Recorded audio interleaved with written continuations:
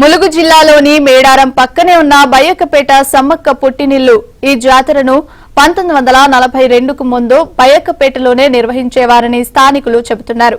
ఈ గ్రామాన్నే సమ్మక్క జన్మస్థలంగా భావించి ఆదివాసీ ఆచార సంప్రదాయాలతో జాతర నిర్వహించేవారని సమ్మక్క వంశీయులు చెబుతూ ఉంటారు. చందా వంశస్థులు సమ్మక్క తమ ఇంటి ఆడబిడ్డ అని చెబుతున్నారు. ఇక్కడ చందా వంశస్థులు నిత్యం పూజలు నిర్వహిస్తారు.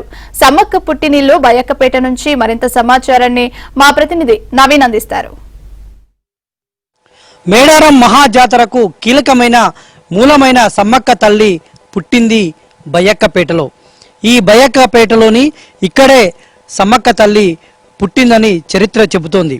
అయితే ఇక్కడ ఈ ఊరు శివారులో ఉన్నటువంటి గుట్టలపైన చిన్న పిల్లగా దొరికినటువంటి సమ్మక్కను బయ్యకపేటకు సంబంధించినటువంటి చందా వంశీయులు తీసుకొచ్చి పెంచుకొని ఇక్కడే ఈ గ్రామంలోనే చిన్నపిల్ల వరకు కూడా ఈ గ్రామంలోనే సమ్మక్క పుట్టి పెరిగింది అని చెబుతూ ఉంటారు. అయితే అందుకు గుర్తుగా ఈ బయ్యకపేటలో సమ్మక్కకు గుర్తుగా ఇక్కడ ఒక గుడి కట్టారు. ఆ గుడిలో ఈ విధంగా మనకు వీడియో జర్నలిస్ట్ జగదీష్ చూపిస్తున్నారు. పుట్ట ఏ విధంగా ఇక్కడ పుట్టగా వెలిసింది సమ్మక్క. ఈ పుట్టలోనే సమ్మక్క కొలువైందని ఇక్కడ వీళ్ళు భావిస్తూ ఉంటారు.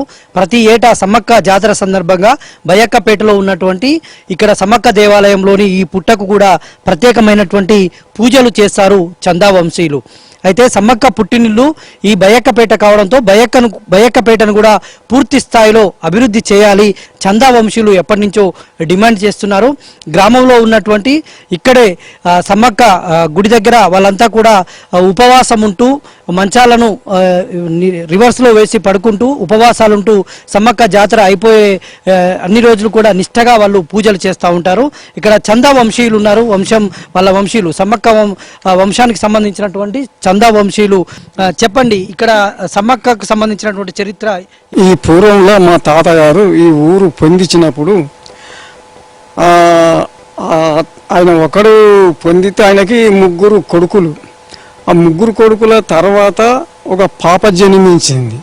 పాప జన్మించి దాదాపు 15-16 సంవత్సరముల వయసు వచ్చినాక ఆ తల్లిదండ్రి ఈ సంబంధం గురించి ఆలోచన చేస్తూ ఉన్నారు. మా తల్లిదండ్రి నాకు పెళ్లి గురించి ఆలోచన చేస్తూ ఉన్నారు అని చెప్పి ఏం చేసిండు, ఆ తల్లి మాయమయ్యి ఈ ఊరవతల చాలా దేవుని గుట్ట అని ఉన్నది, ఒక గుట్ట పట్టింది. గుట్ట పట్టినాక వీళ్ళు వారం 10 రోజుల దాకా ఇటు అటు ఎతికి చాలా ఇసుకుపడ్డారు. తర్వాత ఆ తల్లి బుధారం వచ్చి ఆ ఇల్లు అలికి ముగ్గులేసి పోతా ఉన్నది. ఒకరోజు తలస్నానం చేసి తల్లి తండ్రి ఏం చేసిండ్రు, ఒక నైటు నిద్రగాసిండ్రు.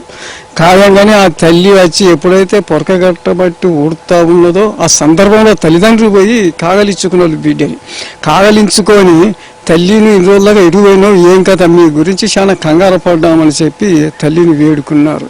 కూతురై జన్మించినా కానీ నేను ఒక దేవతని, నేను ఇంతనా దేవతను అంటే లోకానికే నేను ఒక లోకమాతని నేను అని చెప్పిందట. మరి నీ పేరేందంటే నా పేరు సమ్మక్క తల్లి అని చెప్పిందట. ఈ గ్రామం అటువంటి యొక్క పెద్దలు ఈడ గుడి కట్టించి అప్పటి నుంచి ఆమె చెప్పిన పండుగలని చేసుకుంటూ వస్తూ ఉన్నారు. తర్వాత సమ్మక్క నుంచి ఇక్కడ నుంచి అక్కడికి తీసుకెళ్లిన తర్వాత ఈ గ్రామం అభివృద్ధి కానీ ఇక్కడ ఏమన్నా అభివృద్ధి ఎట్లా ఉంది? ఏం అభివృద్ధి జరిగినట్టు కనిపించట్లేదు కదా. అభివృద్ధి ఎలా అంటే అప్పుడు ఇక మామూలుగానే పండుగలు చేసేది చిన్నగా మేడారం పోయినాక మేడారంలో కొంచెం ఇప్పుడు 24 గంటలు జాతర అవుతుంది, ఎప్పటికీ జాతర అవుతుంది. ఇప్పుడు 2 నెలల బట్టి జాతర అవుతుంది వింటాను. అప్పటికి అంత జనాభా పెరిగిపోయింది. ఇక్కడ చందా వంశీయులు తమ పూర్వీకులైనటువంటి సమ్మక్క యొక్క చరిత్ర చెప్తా ఉన్నారు. ఇక్కడే సమ్మక్క తొలి జాతర జరిగినటువంటి ప్రాంతం ఇదే. ఇక్కడే సమ్మక్కకు వరుసగా 3 జాతరలు నిర్వహించిన తర్వాత ఇక్కడ ఒక పుట్ట ఏర్పడింది. ఆ పుట్ట కూడా చారిత్రకమైనటువంటి పుట్టగా మనకు ఇక్కడ వీళ్ళు చెప్తా ఉన్నారు. అయితే మేడారం జాతర మాదిరిగానే ఇక్కడ కూడా ఈ గుడిని కూడా అభివృద్ధి చేయాలని ఇక్కడ చందా వంశీయులు అయితే కోరుతున్నటువంటి పరిస్థితి ఇక్కడ బయ్యకపేటలో కనిపిస్తా ఉంది. వీడియో జర్నలిస్ట్ జగదీష్తో నవీన్, ABN ఆంధ్రజ్యోతి, బయ్యకపేట, ములుగు.